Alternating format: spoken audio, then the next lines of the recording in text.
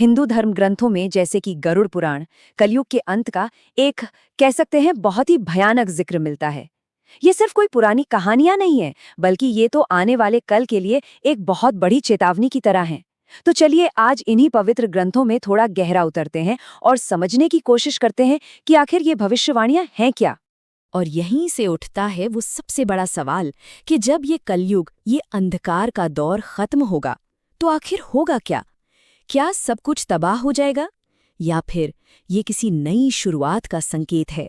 जानते हैं, ये सवाल हजारों सालों से लोगों के मन में है और कमाल की बात यह है कि हमारे शास्त्रों में इसके जवाब छिपे हुए हैं। देखिए, इस पूरी बात की तह तक जाने के लिए पहले हमें सृष्टि के इस चक्र को समझना जरूरी है। कुल मिलाकर 4 युग होते हैं। सबसे पहले सतयुग, मतलब सत्य और धर्म का सबसे सुनहरा दौर। फिर आया त्रेता युग, उसके बाद द्वापर युग और आखिर में आता है कलयुग। जी हाँ, वही युग जिसमें हम इस वक्त जी रहे हैं। ये वो दौर है जहाँ धर्म और अच्छाई धीरे धीरे खत्म होने लगती है और पाप अपने चरम पर पहुंच जाता है। तो बात है महाभारत युद्ध के ठीक बाद की। राजा युधिष्ठिर हस्तिनापुर के सिंहासन पर तो बैठ गए थे, लेकिन उनके मन में एक अजीब सी बेचैनी थी। कलयुग के आने के जो संकेत मिल रहे थे ना, वो उन्हें अंदर ही अंदर खाए जा रहे थे। उन्हें बस एक ही डर था कि आने वाले वक्त में इंसानियत का क्या होगा। और बस इसी सवाल का जवाब ढूंढने के लिए वो अपने सभी भाइयों को साथ लेके पहुंचे भगवान श्री कृष्ण के पास। अब देखिए, कृष्ण ने उन्हें कोई सीधा साधा जवाब नहीं दिया। उन्होंने कहा कि इस सवाल का जवाब शब्दों से नहीं बल्कि अनुभव से मिलेगा। और फिर उन्होंने एक परीक्षा ली। उन्होंने 5 पांडव भाइयों को अलग अलग दिशाओं में एक रहस्यमयी जंगल में भेज दिया और कहा, जाओ और जो कुछ भी अजीब, कुछ भी विचित्र देखो वो आकर मुझे बताना। तो जब सब वापस आए तो सबसे पहले युधिष्ठिर ने बताया कि उन्होंने क्या देखा। उन्होंने एक बहुत बड़ा हाथी देखा, लेकिन ये कोई आम हाथी नहीं था। उसके 2 सूंड थे और वो अपनी दोनों सूंडों से बड़ी बेरहमी से पेड़ों को जड़ से उखाड़ फेंकता जा रहा था। मतलब एक ऐसा नजारा जो जितना ताकतवर था उतना ही अजीब भी। श्री कृष्ण ने जब ये सुना तो उन्होंने इस अजीब से दिखने वाले दृश्य का मतलब समझाया। उन्होंने कहा, युधिष्ठिर, ये हाथी कलयुग के शासकों का प्रतीक है। जैसे हाथी के 2 सूंड थे, वैसे ही वो शासक दोहरे चेहरे वाले होंगे। बातें तो करेंगे धर्म और न्याय की, लेकिन असल में दोनों तरफ से अपनी ही प्रजा का शोषण करेंगे। मतलब पूरी तरह से स्वार्थ में डूबे हुए, दोनों हाथों से सिर्फ अपनी तिजोरी भरेंगे। युधिष्ठिर के बाद अब अर्जुन की बारी थी और उन्होंने जो देखा वो तो और भी ज्यादा चौंकाने वाला था। उन्होंने एक बहुत ही सुंदर पक्षी देखा जिसके पंखों पर, सोचिए, वेदों के मंत्र लिखे हुए थे, साक्षात ज्ञान का प्रतीक। लेकिन सबसे अजीब बात यह थी कि वो पवित्र दिखने वाला पक्षी मरे हुए जानवरों का मांस नोच नोच कर खा रहा था। कृष्ण ने इस पहेली को भी सुलझाया।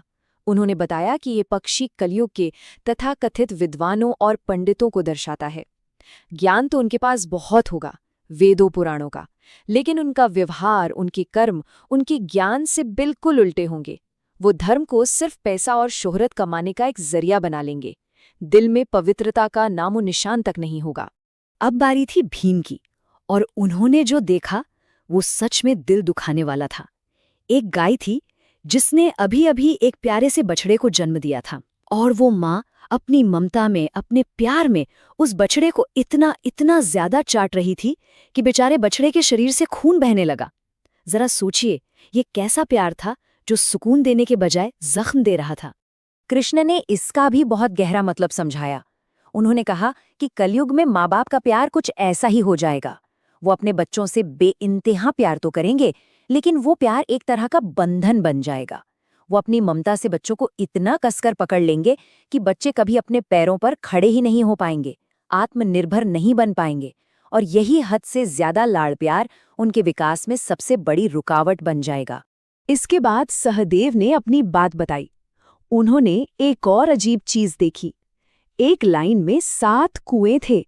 अगल बगल के 6 कुओं में तो पानी ऊपर तक लबालब भरा हुआ था, लेकिन बीचों बीच जो सबसे गहरा कुआं था ना, वो बिल्कुल बिल्कुल सूखा पड़ा था। ये कैसे हो सकता है? इसका मतलब आज के समाज पर एक बहुत बड़ी टिप्पणी है। कृष्ण ने बताया कि कलयुग में लोग ऐसे ही होंगे। बाहर से देखने में अमीर, धन दौलत से भरे हुए, लेकिन अंदर से करुणा और दया के नाम पर बिल्कुल खोखले। उनके पास सब कुछ होगा, लेकिन पड़ोस में कोई भूखा प्यासा तड़प रहा होगा और वो उसकी तरफ देखेंगे भी नहीं। स्वार्थ इतना बढ़ जाएगा। और आखिर में नकुल ने एक ऐसा दृश्य देखा जिसमें एक उम्मीद की किरण थी। एक बहुत बहुत बड़ी चट्टान पहाड़ से नीचे की तरफ लुढ़क रही थी, इतनी तेज कि रास्ते में आने वाले बड़े बड़े मजबूत पेड़ों को भी तोड़ती मरोड़ती जा रही थी। लेकिन जैसे ही वो चट्टान एक नन्हे से कोमल से पौधे के पास पहुंची, वो अचानक वहीं रुक गई। एक छोटा सा पौधा और इतनी बड़ी चट्टान। और बस इसी आखिरी दृश्य में छिपा था सबसे बड़ा सबक, सबसे बड़ा संदेश। कृष्ण ने समझाया कि कलयुग में जब विनाश सामने आएगा ना, तो पैसा, ताकत, सत्ता कुछ भी काम नहीं आएगा। ये सब उस चट्टान के सामने पेड़ों की तरह बिखर जाएंगे। सिर्फ और सिर्फ भगवान पर अटूट विश्वास, सच्ची भक्ति ही उस नन्हे पौधे की तरह हर बड़ी से बड़ी मुसीबत को, हर संकट को रोक पाएगी। वही असली सहारा बनेगी। तो ये तो थी पांडवों की कहानी, जो हमें इशारों इशारों में कलियुग के बारे में बताती है।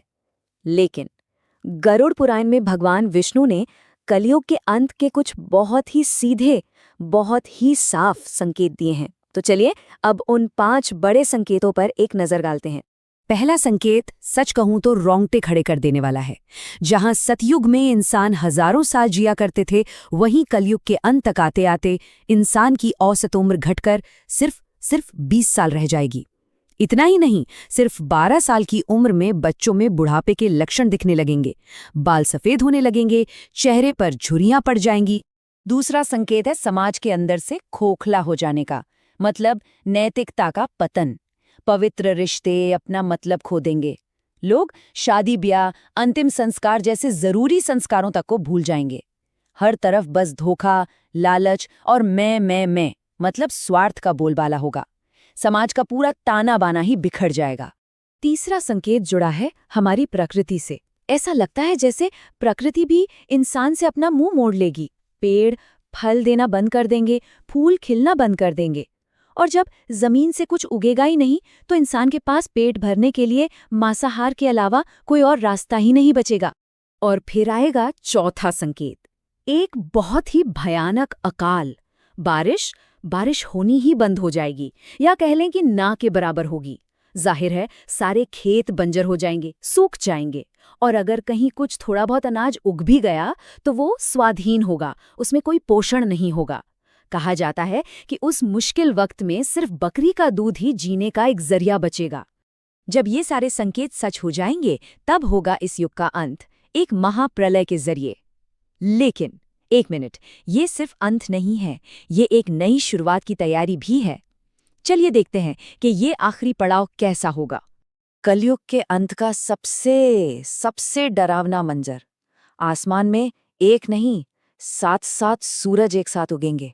सोच सकते हैं उनकी गर्मी कैसी होगी।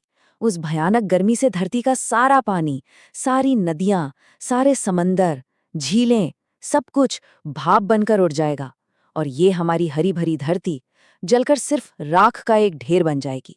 और फिर उस जली हुई राख बन चुकी धरती पर भगवान विष्णु अपना रुद्र रूप दिखाएंगे, और होगी बारिश। ऐसी वैसी बारिश नहीं, लगातार 100 सालों तक मूसलाधार बारिश। और ये जल प्रलय पूरी दुनिया को, हर चीज को अपने अंदर संभालेगा। जो कुछ भी बचा खुचा होगा, वो सब एक विशाल ब्रह्मांडीय सागर में घुल जाएगा। लेकिन ये तबाही असल में एक शुद्धिकरण है, एक सफाई है। जैसा कि भगवान विष्णु ने खुद कहा है, ये अंत इसलिए जरूरी है ताकि कलयुग का सारा पाप, सारा अधर्म पूरी तरह से धुल जाए। और इसके बाद परमात्मा एक नई दुनिया बनाएंगे, एक शुद्ध, एक पवित्र सृष्टि, जहां सत्य और धर्म का राज फिर से लौटेगा। तो आखिर में ये सारी बातें हमें एक ही सवाल पर लाकर छोड़ देती हैं। इन भविष्यवाणियों से